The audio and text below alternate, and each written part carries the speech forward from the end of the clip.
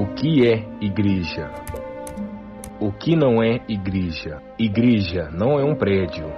Igreja não é um conjunto de normas. Igreja não é tradição. Igreja não é religião. Todas essas coisas são boas, mas elas não são a igreja. Mas afinal, o que é igreja? Igreja é você. Igreja é um povo eleito pela graça de Deus. Sendo assim, igreja somos nós. Igreja é a comunidade dos discípulos de Jesus.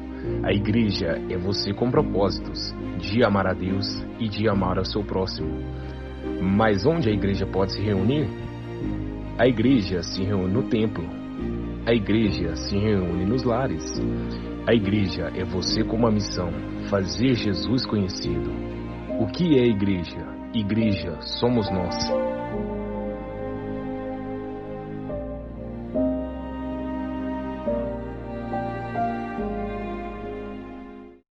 Atos dos Apóstolos, capítulo 4, versículo 23.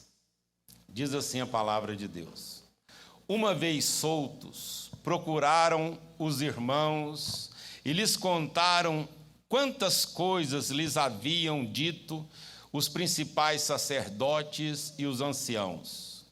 Ouvindo isto, unânimes, levantaram a voz a Deus e disseram: Tu, soberano Senhor, que fizeste o céu, a terra, o mar e tudo o que neles há, que disseste por intermédio do Espírito Santo, por boca de Davi, nosso pai, teu servo: Por que se enfureceram os gentios?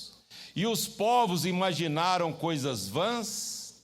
Levantaram-se os reis da terra, e as autoridades ajuntaram-se a uma contra o Senhor e contra o seu ungido.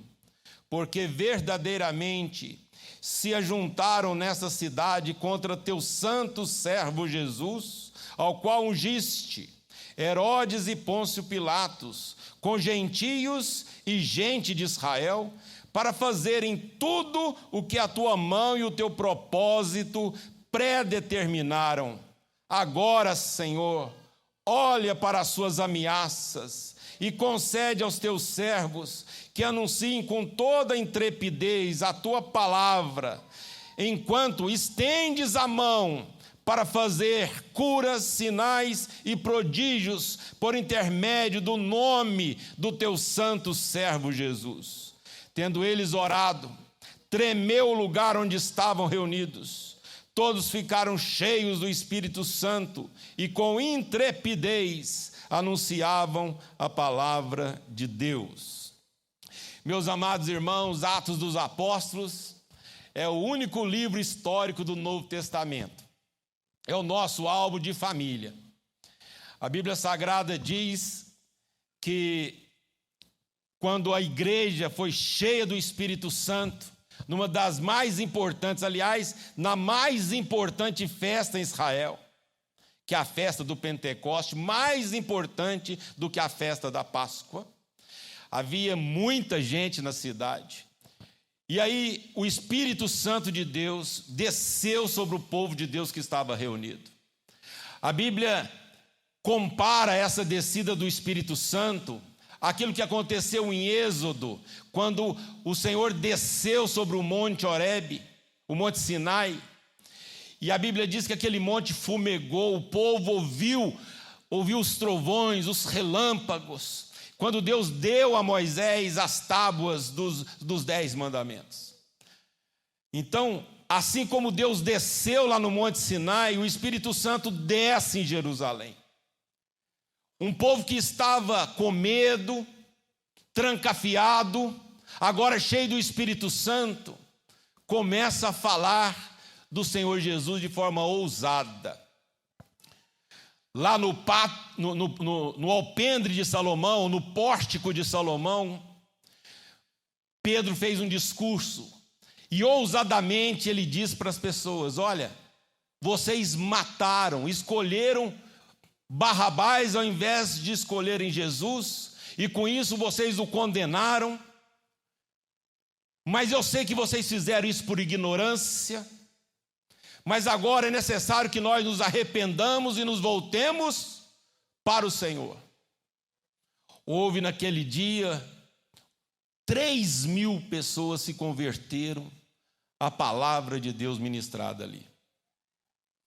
Mas a Bíblia Sagrada diz, no versículo 1 do capítulo 4, que Pedro e João ainda estavam falando, porque ao entrarem pela porta do templo Formosa, havia um paralítico lá, um coxo, e Pedro então disse assim: olha para nós. Ele olhou achando que ia receber alguma esmola, ele esmolava lá na porta do templo. Geralmente, nesses lugares, a pessoa esmola na expectativa de que a pessoa que está adentrando aquele lugar esteja mais generosa e assim pode doar alguma coisa. Esse homem esmolava à porta do templo chamada Formosa.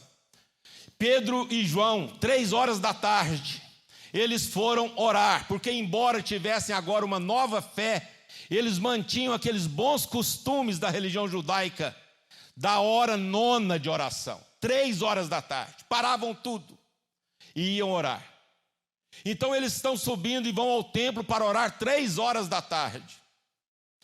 Aquele paralítico que estava ali, esperando receber alguma esmola, Pedro diz: olha para nós, eu não tenho nem ouro e nem prata, mas o que nós temos nós vamos te dar, em nome de Jesus, anda. Aquele homem firmou os seus tornozelos e ficou curado. A Bíblia diz que agora ele não queria sair de perto de Pedro e de João.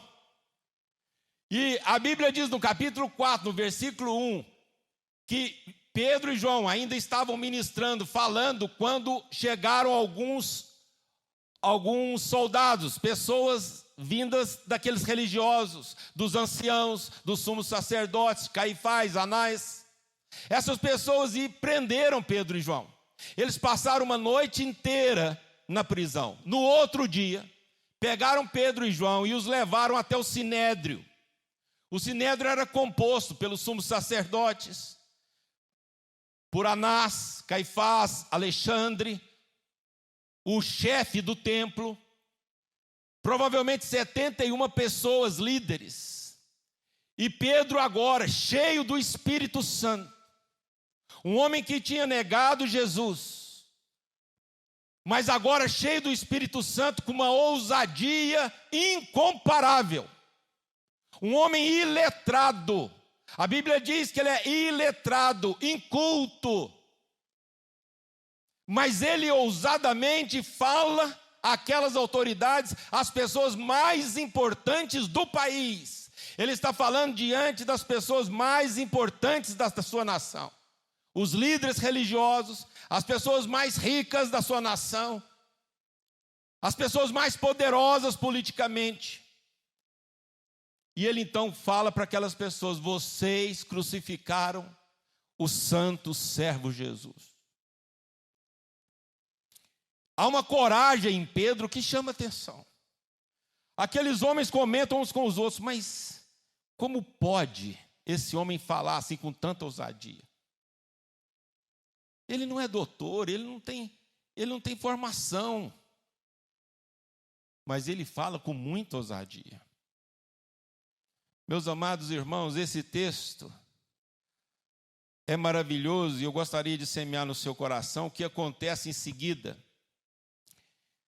A Bíblia Sagrada diz que eles resolvem chamá-los e dão uma dura neles. Nós não queremos que vocês falem mais desse nome de Jesus. Porque do Sinédrio, todos os sacerdotes que faziam parte do Sinédrio eram saduceus. E os saduceus não acreditavam em ressurreição. E a mensagem de Pedro e João era: Jesus Cristo ressuscitou. Essa mensagem incomodava demais. Jesus Cristo ressuscitou. Eles reuniram e falaram: olha, vocês não falem mais desse Jesus, não falem mais dessa que ele ressuscitou. Pedro disse: mas importa mais obedecer a Deus do que aos homens. Nós não podemos deixar de falar o que nós temos visto e ouvido. Não vai ter jeito, eles falam, não vai ter jeito.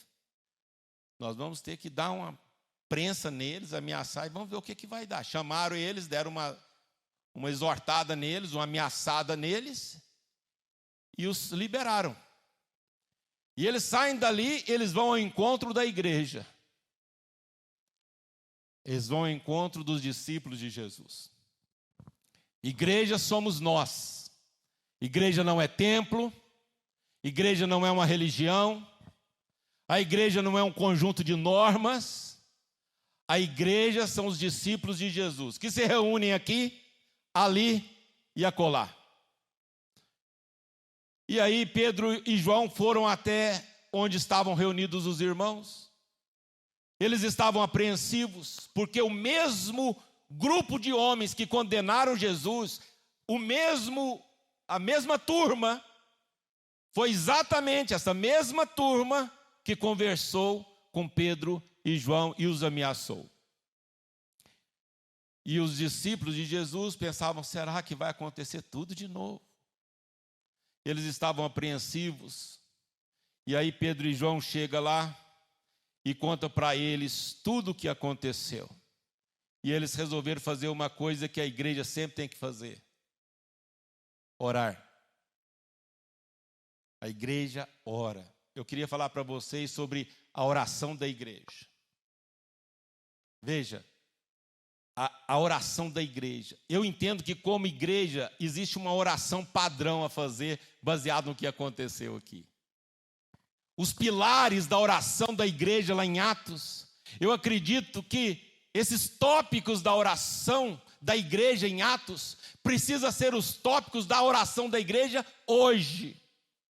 Ainda que nós tenhamos muitos conteúdos, coisas pessoais a colocarmos diante de Deus, mas eu queria chamar a atenção de vocês para a oração da igreja, que eu aprendo aqui nesse texto que nós oramos.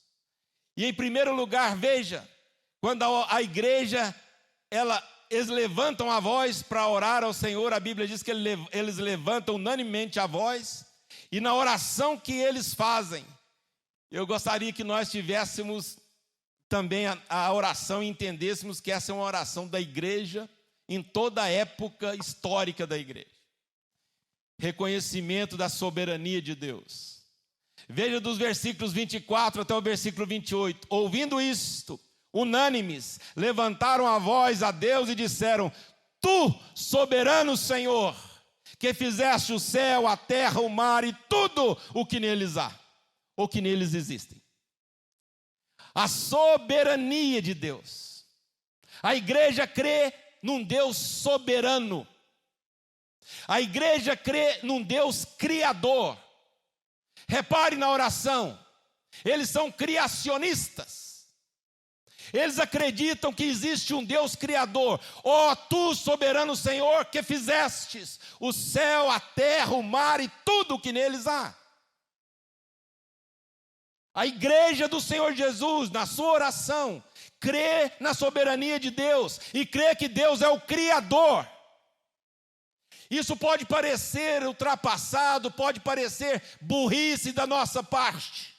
Alguém pode dizer, mas esta palavra não é boa, precisa ser revista, porque a ciência está aí, a evolução. Existem, olha, vocês são ultrapassados. Não. Nós acreditamos que a ciência é um instrumento valioso nas mãos de Deus. Estamos até ansiosos na resposta da ciência, dos estudiosos, para trazer, nesse tempo de pandemia, que Deus use os cientistas para trazer a nós uma vacina eficaz, não mercadológica, algo que venha abençoar toda a terra. Ainda que respeitemos a ciência, nós somos criacionistas.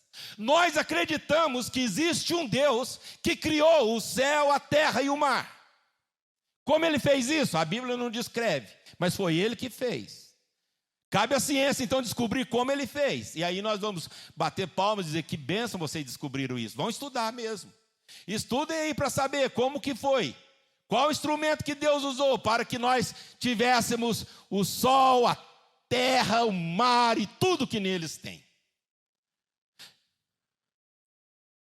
Até hoje, não foi possível isso. Mas para nós, com todo respeito, não faz diferença. Deus criou todas as coisas, é a oração da igreja.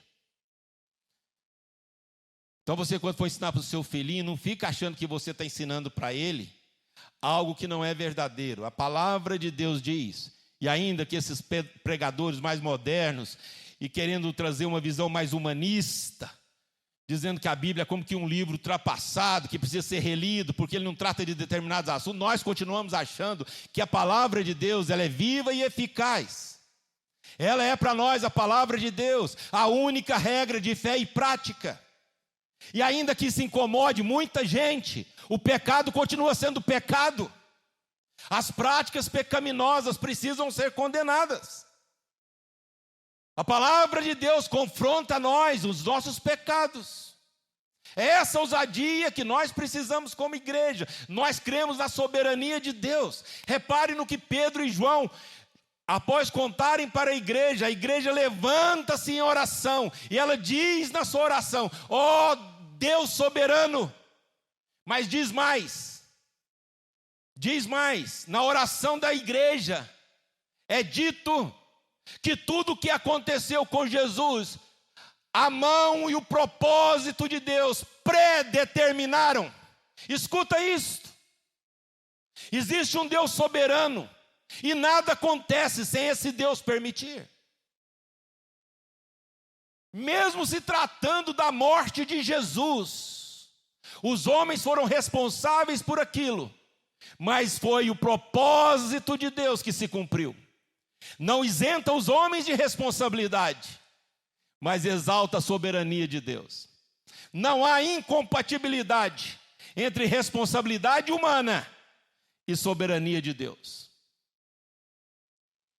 Esta é a oração da igreja. A igreja crê, reconhece a soberania de Deus. Você reconhece a soberania de Deus porque você é igreja. Você pode dizer: pastor, você está querendo dizer que tudo o que acontece está debaixo da soberania de Deus, pastor? Sim. Mas até coisas desagradáveis, Deus é que tem domínio sobre tudo. Sobre uma pandemia, sobre a morte de um ente querido. Pastor, não é isso que a gente tem ouvido, que Deus é pego de surpresa. Não, Deus não sabia. Não, isso não. Pois a palavra de Deus está dizendo, se referindo inclusive à morte de Jesus, dizendo que foi o propósito de Deus que predeterminou aquilo, e você não acredita na palavra. Sabe o que isso provoca em nós, irmãos? Deveria provocar descanso. Nós cremos num Deus que tem tudo sob controle. A nossa vida está nas mãos dele. Nós cremos na soberania de Deus. O homem é responsável pelas suas escolhas. Não está isento disso. A igreja ora dizendo: Senhor, o Senhor é soberano. Mas o Salmo de número 2, versículo 1 e 2, a igreja falou o que Deus tinha dito por boca dos profetas, por boca de Davi. Abra sua Bíblia, capítulo 2, Salmo 2, versículo 1 e 2. Por que que enfurecem os gentios? Por que que se ajuntam os responsáveis, as autoridades, contra o ungido do Senhor? Davi disse isso, Salmo 2, versículo 1 e 2. A igreja, ela repete o que estava na palavra. E diz: Senhor, o Senhor é soberano mesmo, porque Davi disse isto, e nós vimos com os nossos olhos essa palavra se cumprir. O Senhor é um Deus soberano. Meus amados, a soberania é fundamentada pela palavra de Deus. Não é que nós queremos crer na soberania em nome de uma teologia que nós abraçamos. Nós gostamos da teologia reformada. Bom, nós acreditamos ser o melhor instrumento de interpretação bíblica. Nós reformados acreditamos ser a teologia reformada. Mas nós não cremos na soberania de Deus por causa da teologia reformada.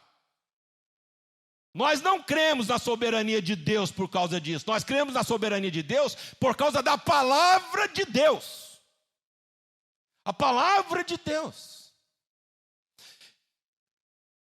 Eu não sei se você já leu na palavra, mas quando Deus fala a Abraão, Deus chama Abraão e fala que fará dele uma grande nação. E sabe o que o Senhor fala para Abraão?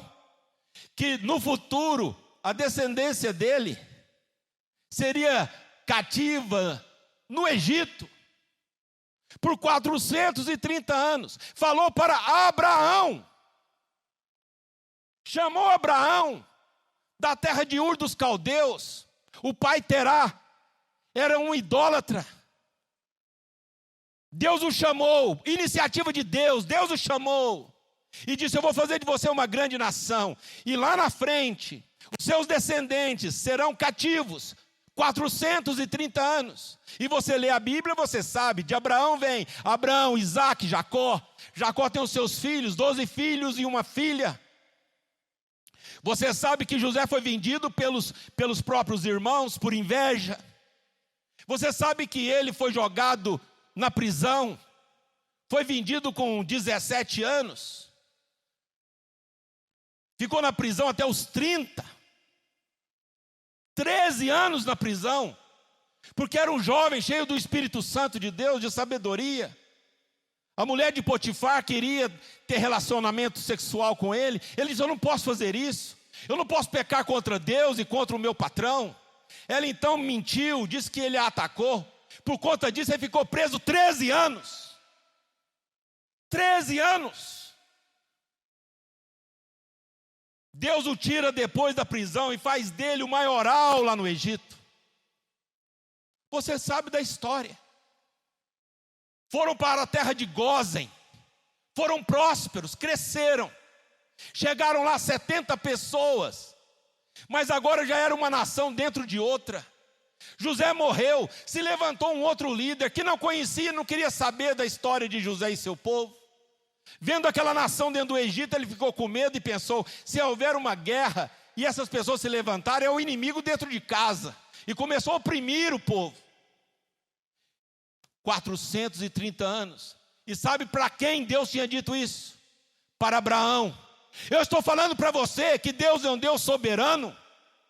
Ele tem tudo sob controle, Ele sabe todas as coisas. Nada está acontecendo sem a direção de Deus. A igreja então se reúne, se levanta e diz: oh Deus soberano, foi o seu propósito, a sua mão que predeterminaram tudo que aconteceu com Jesus. E nós louvamos o teu nome porque ele está vivo e nós vamos fazê-lo conhecido. Mas tem outra coisa que eu queria jogar no seu coração com muito amor. A oração da igreja não é só nessa soberania, baseado nesse reconhecimento da soberania de Deus pela palavra, mas também é reconhecimento de Deus da dependência. A igreja reconhece a sua dependência. Veja no versículo 29. Agora, Senhor, olha para as suas ameaças e concede aos teus servos que anunciem com toda intrepidez a tua palavra. Aparece um verbo grego aqui, didomi.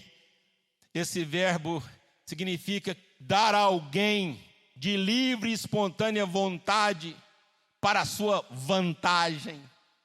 Essa igreja tem consciência na sua oração de que depende de Deus. Quando ela usa esse verbo concede-nos, ela mostra a sua total dependência de Deus. Dependência para quê? Senhor, olha para a ameaça. Esse olha para a ameaça significa que a igreja pega todas as suas ameaças e entrega ao Senhor. Nós estamos sob ameaças o tempo todo, irmãos. É interessante, porque essa pandemia parece que acordou tanto. Você, mas quer dizer que eu posso morrer? Pode, você podia antes também. Você também estava sob ameaça. Nós estamos sempre passando alguma ameaça. Faz parte da vida. Nós vamos fazer uma viagem, a gente está sujeito, infelizmente, a um acidente. Talvez você já tenha perdido alguém assim. Já sofreu um acidente e você se deu conta de que a sua vida poderia ter terminado ali, mas Deus preservou a sua vida. Agora nós estamos passando por uma pandemia, infelizmente alguns já partiram e nós perdemos talvez alguém, um ente querido com isso. Talvez nós mesmos partiremos daqui por essa causa ou por outra que virá. Faz parte da nossa existência. Mas a gente pega todas essas ameaças e faz como a igreja: Senhor, olha para isso. Olha para essa ameaça, é essa a oração da igreja. A igreja pega aquilo que é ameaça e entrega a Deus em oração. Por isso que a igreja, ela depende de Deus. Eu e você, nós dependemos de Deus. É do Senhor que vem, meus amados irmãos, a provisão para a nossa vida. Quem tem sustentado você e sua família até hoje? Quem é que guardou você e fez com que você tivesse força para enfrentar a vida, a luta que você já enfrentou na sua casa? Quem é que te revestiu de força e consolo para enterrar um ente querido que você não consegue esquecer até hoje, porque dói no coração? Quem é que tem sustentado a sua vida? É o Senhor. Nós pegamos tudo que nos ameaça, a igreja, e a gente leva para o altar de Deus e diz: Senhor, olha para isso. O rei Senaqueribe mandou uma carta ameaçando o rei Ezequias. E a carta dele era muito lógica. Ele falou assim: olha, basta você dar uma olhadinha ao redor, todas as nações ao redor eu destruí, disse Senaqueribe. Elas também adoravam os seus deuses, e eu destruí. E agora eu vou destruir a sua nação.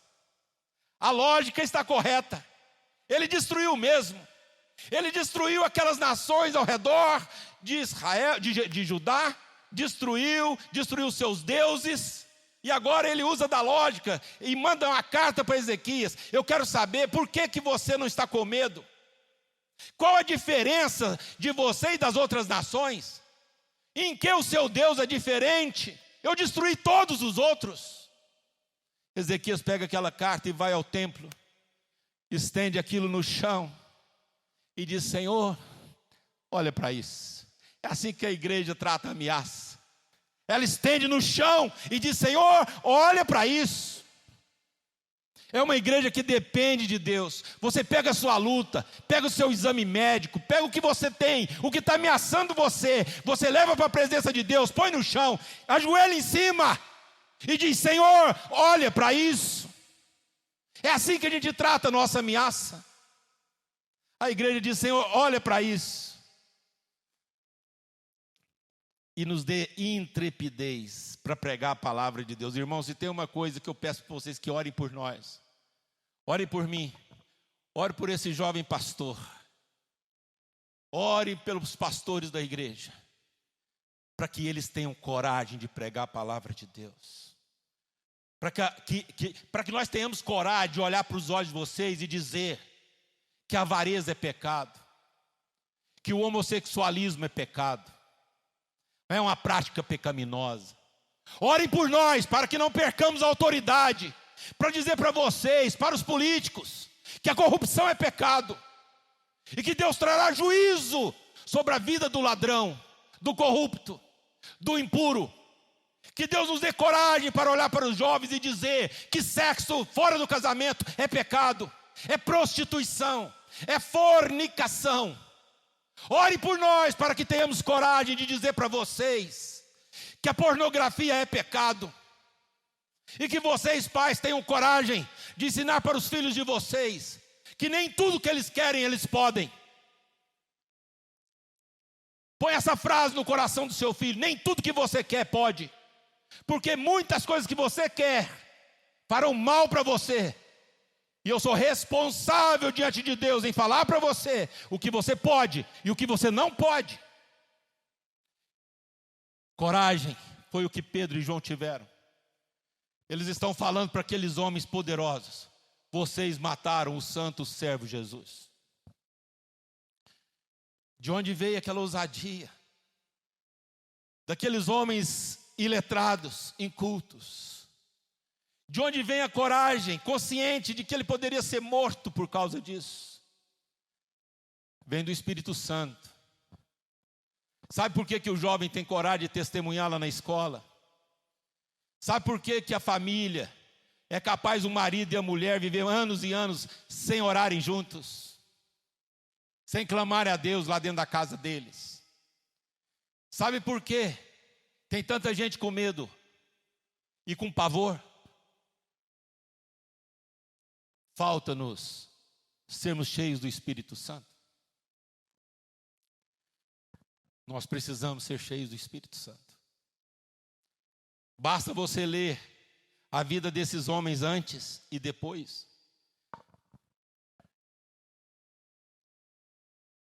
Meus amados irmãos, eu quero concluir essa mensagem porque eu estava com tanta saudade de vocês que é possível ficar pregando aqui umas 2 horas seguidas. Mas eu não posso querer tirar o atraso, né? Não é justo, né? Mas eu quero concluir dizendo o seguinte. William Barclay, ele disse assim, citando um dos reformadores, John Knox, que deu origem ao presbiterianismo. Olha o que falaram desse homem. Temia tanto a Deus que nunca teve medo de enfrentar o homem. Esse foi o tributo que deram a John Knox.